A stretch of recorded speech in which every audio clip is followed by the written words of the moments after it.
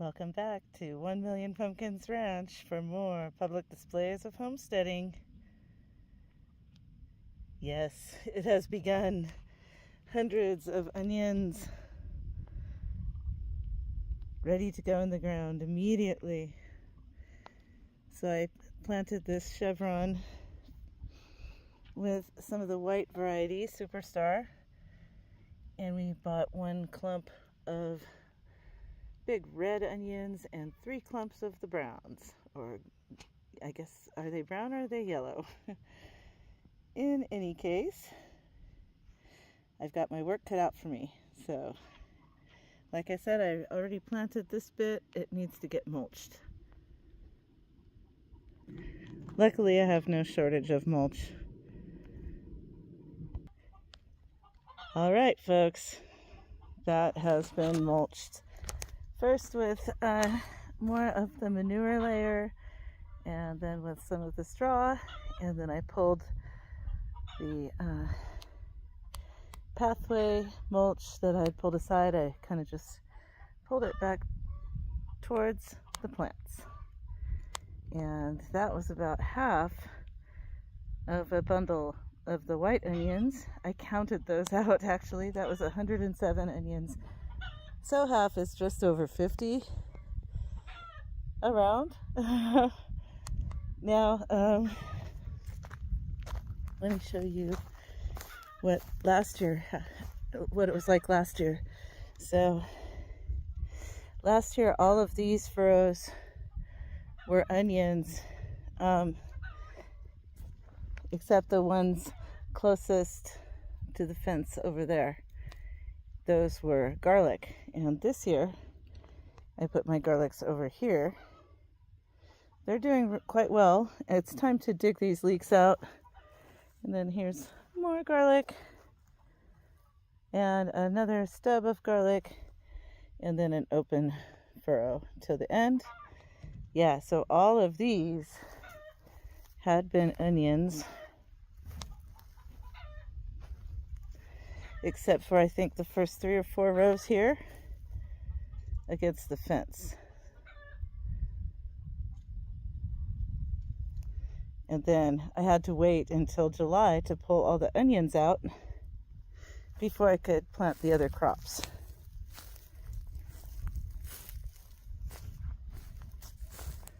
Here's the skeletal okras.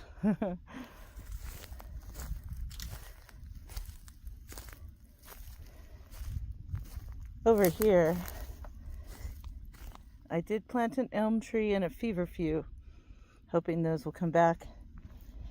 And also a different plant that I do not remember the name. A sunflower type of plant with tubers. Not edible, but supposedly supposed to come back for, after overwintering. In any case, here's the next groundbreaking that we are doing here in the garden. And I'm going to use the onions as kind of a pioneer. That seems to work pretty well. They drill it in. They make a mat of fine roots coming out of their tap and condition the soil, seemingly. And out here, that's how it works. So here's the view from next to the compost pile. I have been loading mulch over this for the whole year, and actually before that. And so I've got a thick layer of mulch, but have not really had too many living roots in the soil except for the weeds and grasses. About to change that. So I'm back down over here by the garlics and the leeks, and there's a pathway that I've lined up walking down here, and the furrows terminate as they hit this pathway. And then Matt dug these zy holes, not last year but the year before, so there's 3.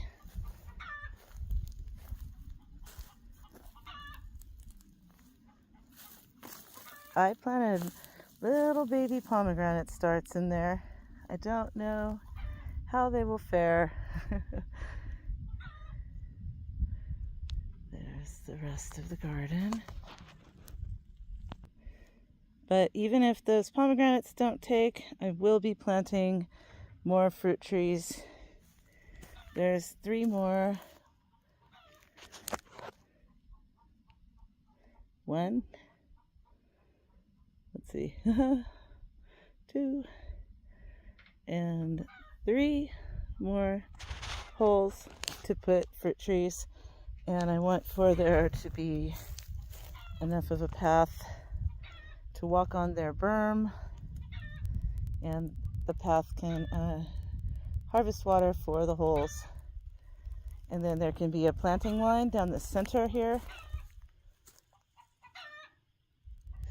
maybe a wide one or a double, and then be able to walk around each of the holes with its fruit tree, and then come to these onion furrows. So we're going to make parallel furrows until we hit the width of the cart traveling on the berms of the holes. All right, I'll check back in with you. All right, I used the fork to pack the mulch up against the fence and pull it back so that I have kind of an even width here.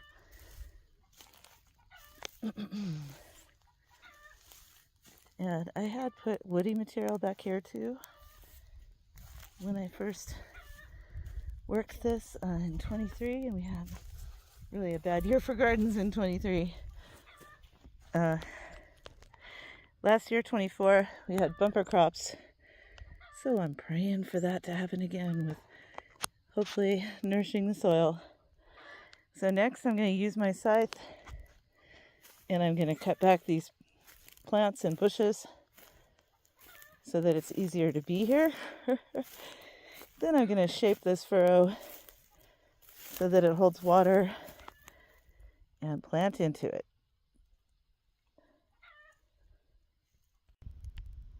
And we're back. I went ahead and used the mattock, widened it, deepened it, fluffed it all the way to the end. And the next thing I like to do is actually shape the furrow so that it will hold water. So I get down on my knees to the nitty-gritty. And I guess I can kind of show you one-handed. I make sure it has walls and then a soft planting field in the center. Sorry, look at what I do and make the camera go away. So, let's see how that kind of makes a sunken bed in there.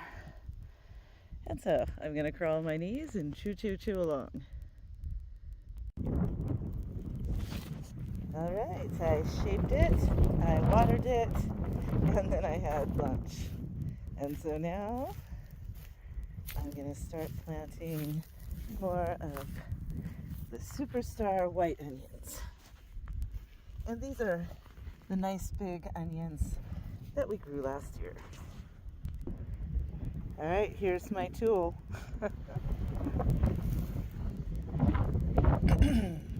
And the wind has thrillingly kicked up. Can't wear a hat when it blows behind me like this.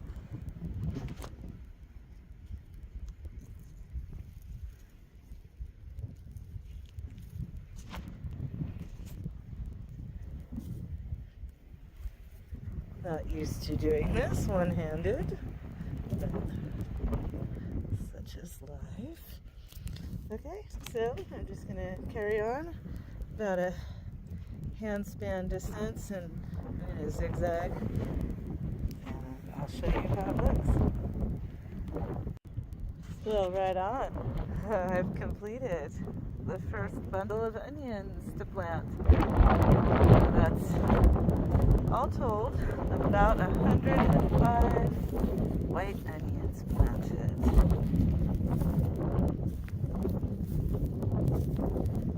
All the way to here.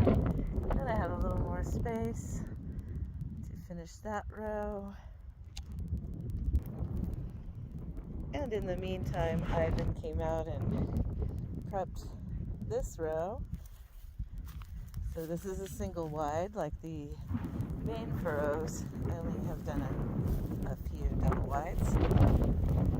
And so that, I think I'll go ahead and begin with the tail end of the white onion furrow and the new furrows with red onions.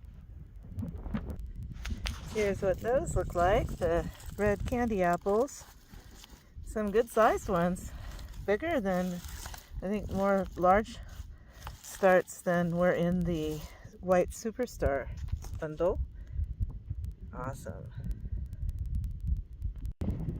Well, here we go. I got this new row planted with the red onions. This one too is a little fatter of a row, so I kind of staggered them and completed this row. And as you know, planted all these white onions down to the end. Feels good to make progress on this. I can't wait, and I'm not ready.